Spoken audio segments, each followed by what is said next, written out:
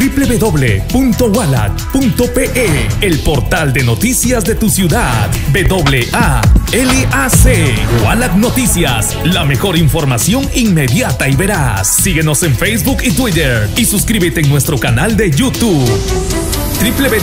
www.walac.pe, el portal de noticias de tu ciudad.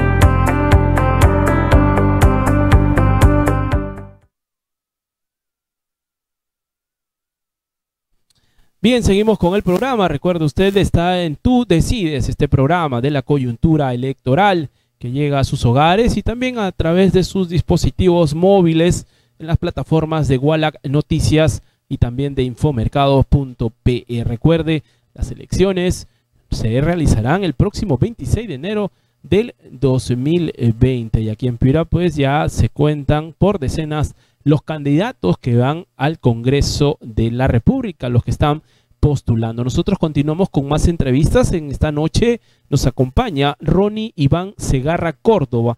Él es candidato del Partido Morado con el número 4. Señor Segarra, ¿cómo está? Muy buenas noches. Gracias por estar aquí con nosotros. Muchas gracias, César, por la invitación a Walac Noticias para poderme dirigir hacia el público visual. Bien, conversábamos antes de empezar esta entrevista un poco haciendo lo que nosotros conocemos como la preentrevista. Me decía que usted nació en el distrito de Montero, ¿no? Un distrito muy conocido de la Sierra de Piura, de la provincia de Ayabaca. Hoy mismo vive en Sullana. Y un poco mirando también su hoja de vida, vemos que ha desempeñado ya algunos años de trabajo profesional en la gestión pública. ¿Usted tenía en su horizonte profesional este derrotero de postular, por ejemplo, al Congreso de la República o tener algún otro tipo de cargo público de elección popular? Bien, César. Bueno, ya en mi hoja de vida has observado. Tengo 10 años de experiencia en gestión pública, en gobiernos locales, gobiernos regionales y Ministerio de Educación en Lima. Y en algún momento, cuando estás en política y trabajas en gestión pública, siempre existe esa decisión en algún momento, quizás de poder hacer mucho más de cualquier otro espacio un poco más amplio. Y quizás sí tenía en vista el Congreso. Pero lo que más me hace que decida es acerca de que cuando ya la indignación llega al límite, hace que tú entres en razón. Y eso fue lo que hace que yo decida involucrarme en política en estos espacios para postular al Congreso. ¿Y qué le indignó para que le lleve a tomar esta decisión? Realmente me indigna porque, primero porque no me siento representado por el Congreso que salió. Sentía de que el Congreso estaba trabajando, estaba legislando a espalda del pueblo y que no recogía la necesidad para darle una solución a su problemática. Y eso hace que yo decida postular en esta etapa de Congreso. Ahora, ¿por qué el Partido Morado? Porque yo supongo, como le pasa a muchos que ya han estado aquí conversando con nosotros, que han ido buscando un partido que se alinee un poco a lo que piensa de lo que se tiene que hacer con el país. ¿Por qué usted eligió el Partido Morado? Bien, bueno, en un inicio conocí a Julio Guzmán en el año 2015. En el año 2016 él decide inscribir su partido, hacer su propio partido, en la cual yo fui coordinador regional de firmas, y a partir de ahí hemos venido conversando con el mismo Julio. Entonces, el partido, la filosofía es de un partido republicano de centro, ¿no? Donde cree en un poder ejecutivo, un poder legislativo, ¿verdad? Un poder judicial, pero que trabajen realmente con responsabilidad ética y solvencia moral, y donde haya una igualdad en deberes y derechos, donde exista la cancha plana para todos, como nos dice Julio. Por eso es que decidí el Partido Morado. ¿A usted lo convenció Julio Guzmán o lo convenció el Partido Morado? En un inicio conversamos con Julio, me convence Julio. Y luego cuando se empieza a hacer ya la reforma y construcción del partido, que lo hacen con diferentes técnicos, se empieza a construir desde, digamos, desde la sociedad civil. desde el sentimiento, desde un diagnóstico, desde el deseo ante la igualdad de deberes y derechos. Y se construye el Partido Morado a través de un republicanismo de centro. Ahora, lo que muchos recordamos de Julio Guzmán es, digamos así, su frustrada postulación a la presidencia de la República en el 2016. Ahora mismo no hay que ser como que muy magos para entender que está pensando también en el 2021. De este Congreso y de los jóvenes que están posiblemente por ingresar, se cree que están como aplanando la cancha para las próximas elecciones y para los próximos candidatos, y que además están yendo a aprender. ¿Usted siente que es eso? ¿Usted cree que va a ir a aprender al Congreso de la República y hacer este trabajo como de aplanamiento de la cancha para los próximos candidatos? Yo creo que no. En definitiva, en los postulantes que están ahora para el Congreso en el Partido Morado, hay gente bastante técnica y bastante capaz. Lo otro es que en el partido existe un instituto de talentos. En ese instituto de talentos lo que hace es formar líderes, tanto técnicos y políticos. Y esto lo venimos haciendo hace 3 años. Entonces, eso hace que los candidatos tengan la capacidad. Digamos que tampoco somos los eruditos y los dueños de la verdad, porque eso tampoco existe. Pero al menos tienen las condiciones técnicas y sobre todo tienen la voluntad de querer hacer las cosas bien, dentro de un lineamiento que tiene el partido. Exactamente, en esta legislatura, que es bastante corta, de año y medio, ¿cuál es el lineamiento o los lineamientos que el Partido Morado quiere llevar a este Congreso de la República, con ustedes, los que salgan elegidos parlamentarios? Bien, ya tú lo dijiste, es corto el tiempo parlamentario, 1 año y medio aproximadamente. Hay 2 temas. Uno, yo creo que es importante, debemos recuperar la confianza del país. Hay que recuperar porque definitivamente la gente tiene es muy escasa su fe y la confianza se ha perdido. Recuperando, yo creo que estaríamos haciendo mucho. Segundo, dentro de las 44 propuestas que tiene el Partido Morado como bancada, ¿verdad? Eso a nosotros nos vamos a ir ubicando de acuerdo en las comisiones ordinarias, de acuerdo a nuestras condiciones y capacidades. Entonces, para mí es fundamental que en este año y medio, uno, recuperar la confianza del país a través de una fiscalización rigurosa, ¿verdad? En cuanto a los fondos del Estado que se invierten, así como a las personas y funcionarios que trabajan, que cumplan su trabajo a cabalidad, dentro de las condiciones de ética y moral. Eso para mí es fundamental en este año y medio que debemos hacer. ¿Y en algún tema en particular ustedes quieren fiscalizar desde el Congreso? ¿Algún tema que a ustedes les preocupe o que crean que no se ha hecho mucho en labor de fiscalización? Salud, educación, el tema de agricultura, yo creo que son temas fundamentales. Lo que es la reconstrucción acá en Piura también, ¿verdad? En los fondos que se han invertido ahí, yo creo que hay que poner los ojos muy vigilantes en estos temas. ¿Qué hay que fiscalizar exactamente en la reconstrucción? Dentro del dinero que se ha invertido, dentro de los proyectos que se realizan, ¿verdad? Si bien es cierto, los mecanismos que se usaron fue para poder reducir los tiempos para poder tanto hacer la formulación de los proyectos y en su ejecución, que eso es bueno, pero siempre se especula que hay ciertos vacíos ahí. Uno, en el gasto, que siempre habían estas ampliaciones en lo que corresponde al presupuesto. Tenemos que fiscalizar que si bien es cierto, el dinero que se utiliza en estos proyectos sean para un beneficio social, pero tiene que ser el dinero justo e invertido. Y eso es donde hay mucha especulación de caso, que a veces los proyectos con cierto monto, después terminando hasta un 30%, aumentando. Es decir, cuando usted comenta que es una especulación, en realidad lo que se refiere es que hay indicios de corrupción. Hay indicios de corrupción que no podemos nosotros decir que existen, pero hay esos indicios. Cuando el río suena dice que es porque piedras trae. Entonces, frente a ahí hay que fiscalizar.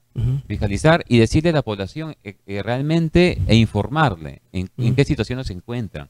Porque eso es lo que la población se indigna. O sea, simplemente se especula, pero queda ahí. No hay el órgano o de repente el parlamentario que pueda hacer una fiscalización rigurosa e informarle a la población qué pasa. Solamente queda en indignación del pueblo. Eso tiene que cambiar.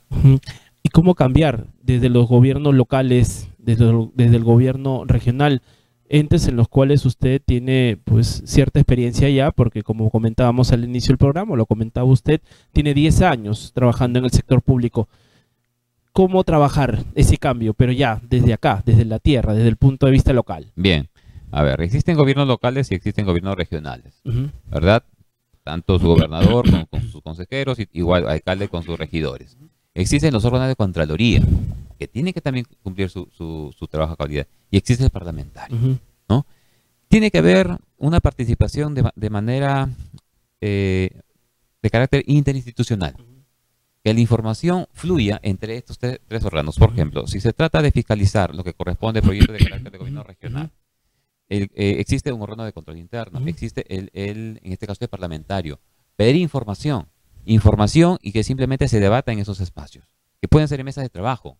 A partir de ahí, dentro del Parlamento o en el Congreso, sistematizar esa información y prácticamente ponerla así, en tapete. En qué situaciones está. Y si hay, de alguna forma, indicios de corrupción, simplemente tiene que denunciarse. Ujú. Tiene que denunciarse. Eso es lo que no ocurre.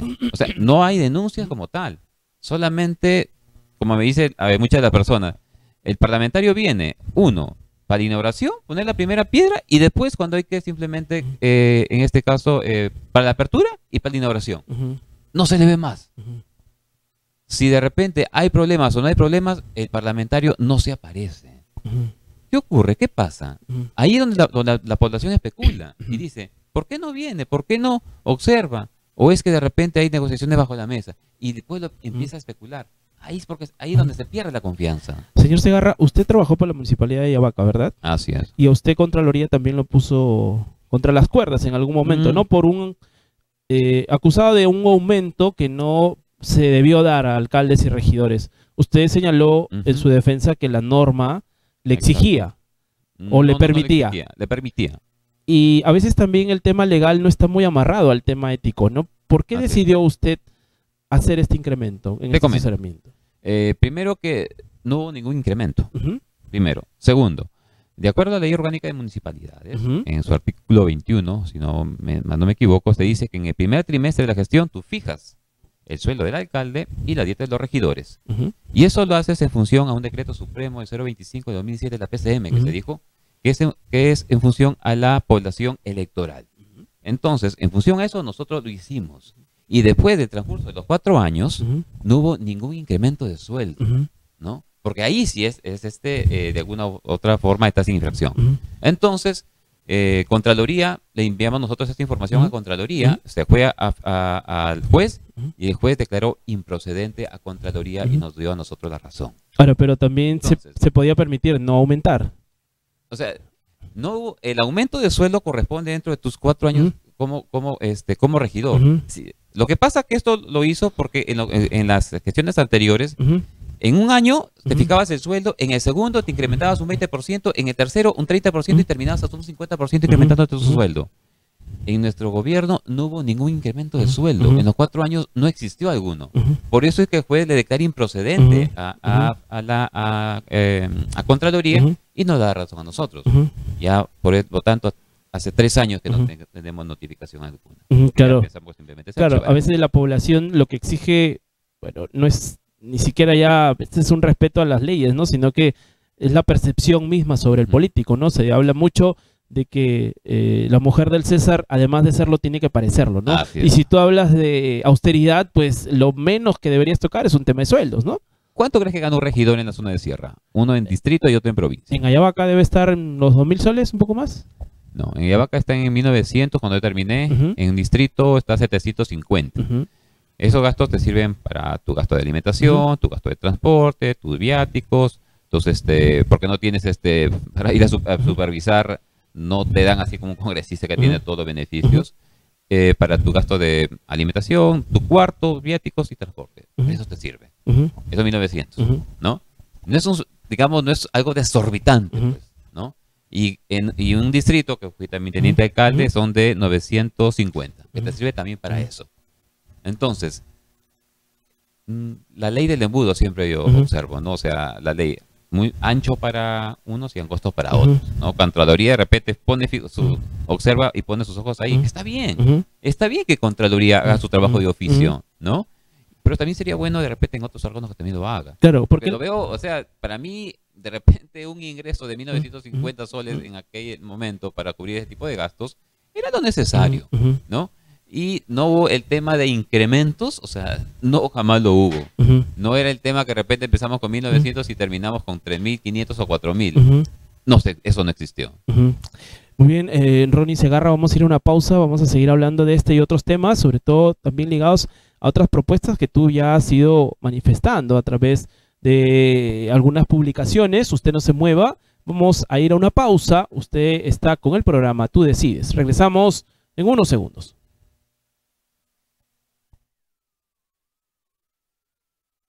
Con ustedes, Mario Quispe. Confía en mí, no te defraudaré. Unidos por Piura. Agárrense de las manos. Velaré por un gobierno transparente. Conmigo. Juntos podemos. Lucharé por ti y tu familia. Juntos podemos llegar. ¡Sí podemos! Unidos por Piura. Mario Quispe, tu amigo. Hoy quiero representarte y ser tu voz en el Congreso. 03. Márcala. Marca la A y escribe el 3, porque juntos lo lograremos.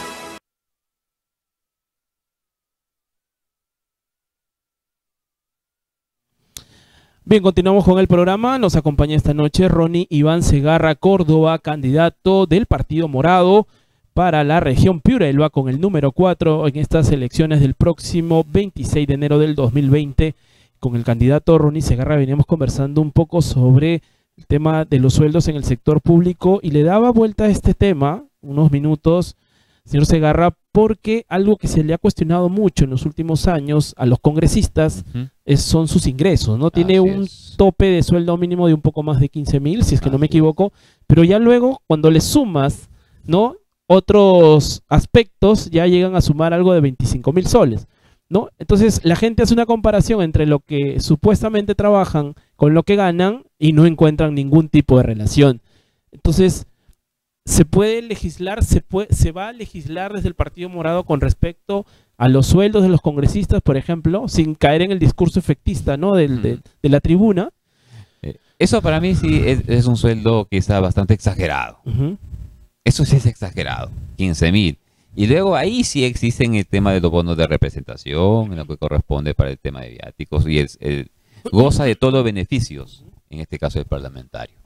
Yo creo que de alguna forma no debe haber tanta desigualdad, ¿verdad? Haciendo alguna comparación, por ejemplo, cuando era regidor en Montero, que ganaba 750 lo que ganaba, ¿cierto? Y ahora contra un parlamentario que está por los 25.000, o sea, la desigualdad es desorbitante. Entonces, como bancada, sí está la propuesta de renunciar a los bonos de representación. A nivel de bancada. Porque de alguna forma, sí, yo creo que debemos sincerar un poco más el sueldo con la realidad social del país. Y en el tema de la inmunidad parlamentaria, que es un tema que han sacado ya también a la palestra para debatir. ¿Qué piensa el Partido Morado? ¿Qué piensa usted como candidato? También vamos a eliminar la inmunidad parlamentaria. Ahora, pero eso complicaría las labores de fiscalización de los congresistas. Bueno, a ver, dentro de lo que corresponde la inmunidad parlamentaria, uno corresponde de acuerdo a la opinión política que pueda tener y también lo otro a los actos de corrupción, ¿cierto? Entonces, yo sí creo que se debe eliminar esta inmunidad parlamentaria. Si bien es cierto, no es posible, que debe ser así como un regidor, ¿cierto? Que así como Contraloría puede acusar y puede cuestionar, igual tiene que ser también un congresista y debe estar ahí. Si bien es cierto, de repente puede de alguna forma limitar la opinión política que pueda tener, pero de ahí tiene que hacerse una reforma, una modificación donde salvaguarde. Que si bien es cierto, no puede ser un perseguido político por la opinión política que tú puedes hacer. Entonces, yo creo que sí, en definitivo, vamos a eliminar la inmunidad parlamentaria. Bicameralidad, ¿una cámara o volvemos a las dos cámaras, senadores y diputados? Se ha especulado mucho ahí en el partido sobre esto. Quizás de repente de volver a senadores y diputados. Pero todavía está en proceso de discusión. Si bien es cierto, el partido tiene una posición frente a esto de bicameralidad, pero hay ciertos encuentros todavía dentro del Parlamento que todavía quizá amerite un poco más de discusión. ¿Qué no los convence? Digamos, más que no nos convenza, es que yo creo que dentro de la parte técnica o parte política que debe tener, existen ya un poder ejecutivo y un legislativo que ya están haciendo su trabajo. El tema es mejorarlo y que no sea eso dentro del mismo parlamento. No sé si me dejo entender. Entonces, para mí, yo creo que como estamos, podría funcionar. Pero, como te digo, hay todavía alguna discrepancia dentro del partido que hay que un poco más afinar. El modelo económico de la Constitución lo van a cambiar, van a hacer una reforma leve. ¿Qué piensa el Partido Morado? Yo creo que lo que más modificaciones se pueden hacer a nivel de los proyectos de ley existentes que ya están en los diferentes sectores, ¿no? En el sector agrario, que es donde yo mayormente es donde me muevo y conozco, por ejemplo. Si hablamos acerca de la ley de régimen laboral agrario que se hizo en el año 2000, de la ley en aquel ministro José Klimper, donde se exonera de que las agroindustrias puedan pagar tanto bonificaciones, CTS, media vacaciones a los empleados, con el objetivo de poder potencializar las empresas y puedan generar exportaciones, generar ingresos, divisas y aumentar el PBI en el país. Y se logró. 19 años. Y ahora en el Parlamento se dijo que se tenía que ampliar 10 años más. Yo creo que se tiene que revisar. Yo creo que si ya la empresa se potencializó, tiene ingresos económicos, ahora hay que devolver un poquito más al empleado. El empleado creo que tiene que tener ya un sueldo un poco más digno. Y por lo tanto tiene que haber una modificación en este proyecto de ley. Y eso sí lo hemos observado y el mismo Julio Guzmán lo sabe. El tema de la muerte de estos chicos en McDonald's ha reabierto, así es, ¿no? Si tenemos un modelo económico adecuado y sobre todo el tema de los derechos laborales.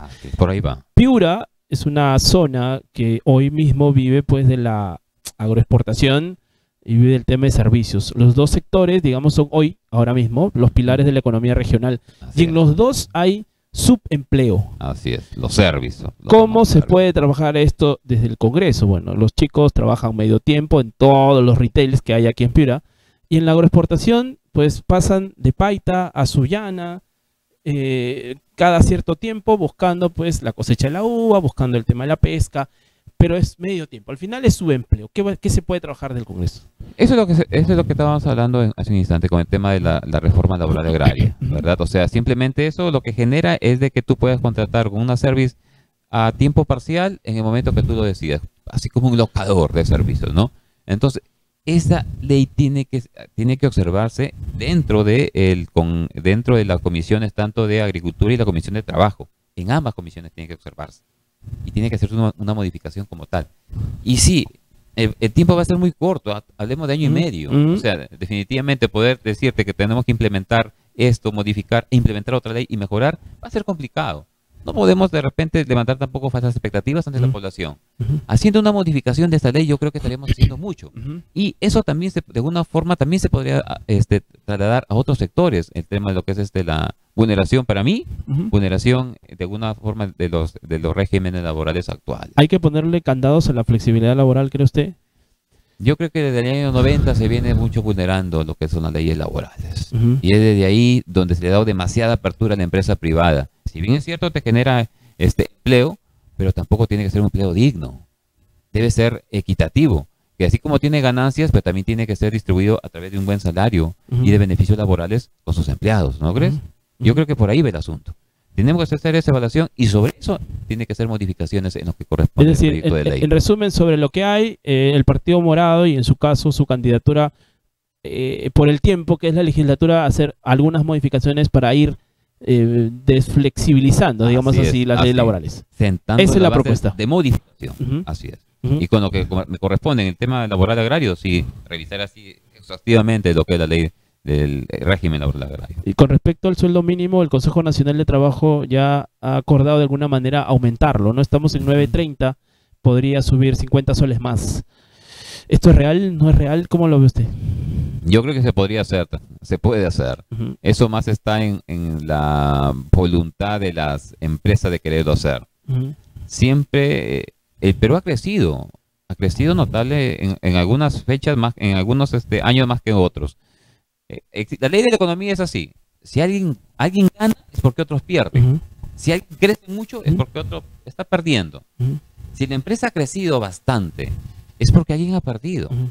O no ha estado ganando lo que debería ser. En este caso es los asalariados, el empleado. Es así de simple de entender. Entonces tenemos que, como dice Julio, hay que empezar a poner la cancha plana para todos.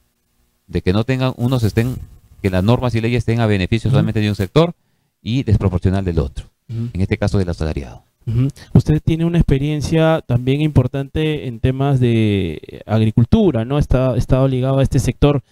En Piura se habla mucho de los 4 o 5 productos estrella que son de la agroexportación hoy, ¿no? La uva, el mango, el banano, el cacao, el café.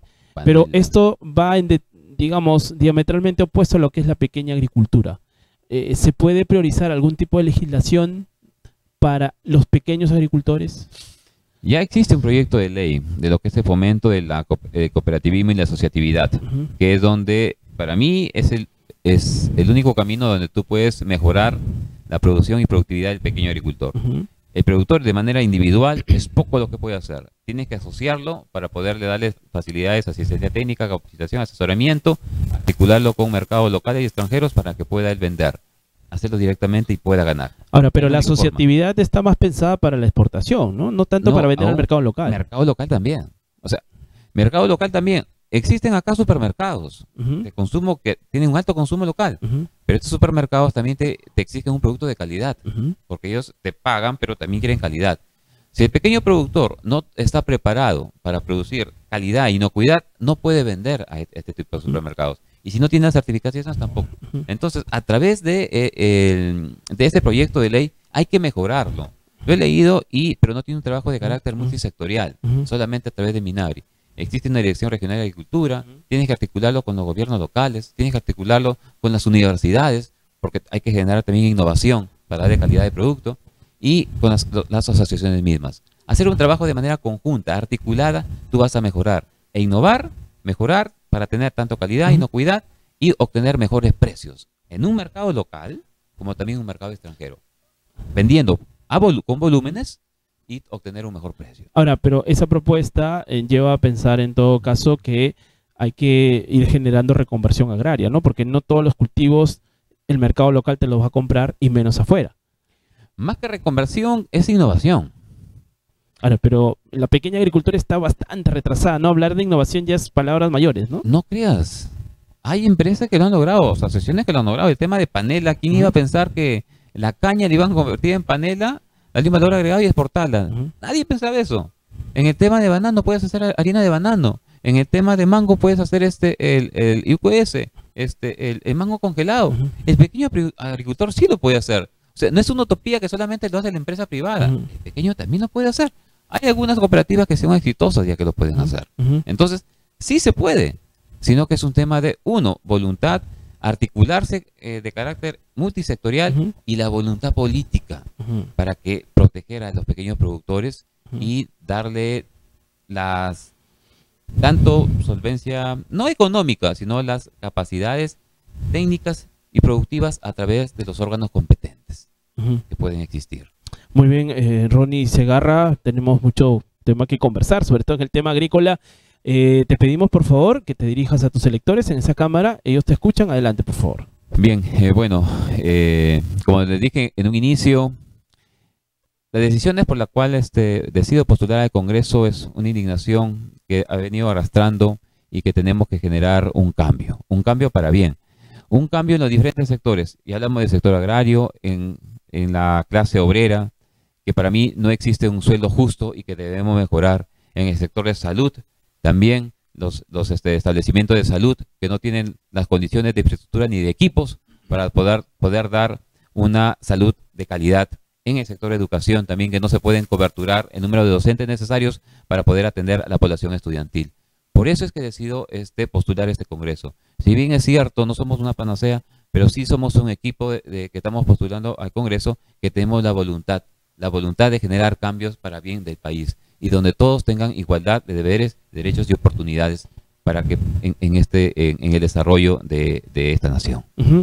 Muy bien, Ronnie Segarra, te agradecemos haber estado aquí en el programa. Ronnie Iván Segarra Córdoba, del Partido Morado. Él postula con el número 4 para tentar pues una curul en el Congreso de la República. Muchísimas gracias, Ronnie. Muchas gracias y no nos olvidemos de marcar la M y escribir el número 4, que estarán apoyando la candidatura de Ronnie Segarra. Muchas gracias. Bien, vamos a una pausa, no se mueva, volvemos con Tú Decides, este programa que llega a ustedes a través de las plataformas digitales de Wallach Noticias e Infomercado. Volvemos.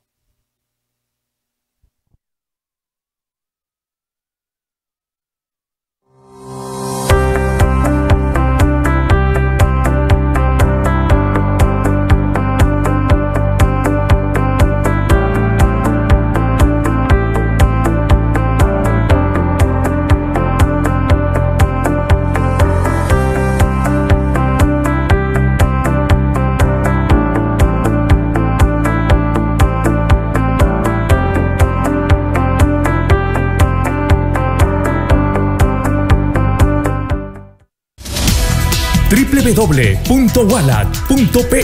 el portal de noticias de tu ciudad. WALAC.